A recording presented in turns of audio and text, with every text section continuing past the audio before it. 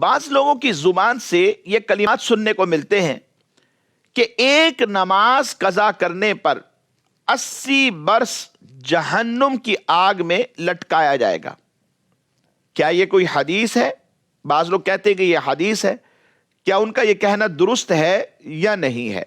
नाज़रीन, सबसे पहले यह बात जहन में रखिए कि बिला वजह शरई जानबूझकर एक वक्त की भी नमाज कज़ा कर देना यह सख्त कबीरा गुनाह है, नाजायज है, हराम है।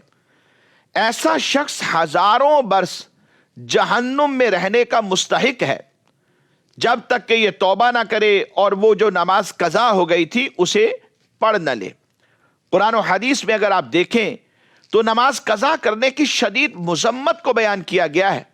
ऐसे बदनसीब लोगों का नाम रिवायतों में आता है कि जहन्नुम के दरवाजे पर लिख दिया जाता है, और दरवाजा भी वो कि जिससे ये जहन्नुम में बाद में दाखिल होंगे।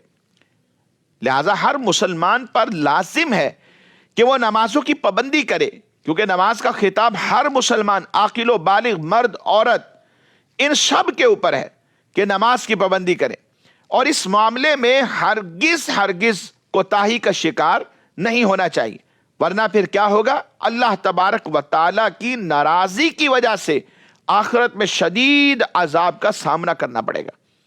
अलबत्ता जहां तक ये मामला है कि ये हदीस है या नहीं, यानी एक वक्त की नमाज कज़ा करने पर 80 बरस जहन्नुम में लटकाया जाएगा, ऐसी कोई हदीस हमारी नजर से किसी मोतबर किताब में नहीं गुजरी।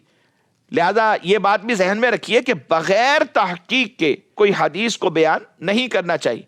खुदा न खास्ता अगर ऐसा हो गया कि वो हदीस नहीं है और हमने नबी पाक सल्लल्लाहु अलैहि वसल्लम की ज़ाते पाक के साथ उसे मंसूब कर दिया, तो कसीर रिवायतों का मफहूम यह है कि नबी पाक सल्लल्लाहु अलैहि वसल्लम ने फरमाया कि जानबूझकर जिसने कोई ऐसी बात मेरी तरफ मंसूब कर दी जो मैंने नहीं कही, तो वो अपना ठिकाना जहन्नुम में बना ले। सोशल मीडिया पर इसकी भरमार है।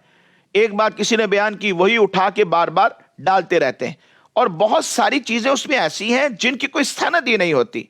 इसलिए नाज़रीन, हमें इन बातों से बचना है। सबसे पहले यानी फर्स्ट ऑफ ऑल उस बात की तहकीक कीजिए, उलमाए हक्का से रुजू करें, उनसे पूछें कि आया कि यह हदीस मुबारक है या वाकई कोई कौल है या बात ये कहीं शरीयत के खिलाफ तो नहीं।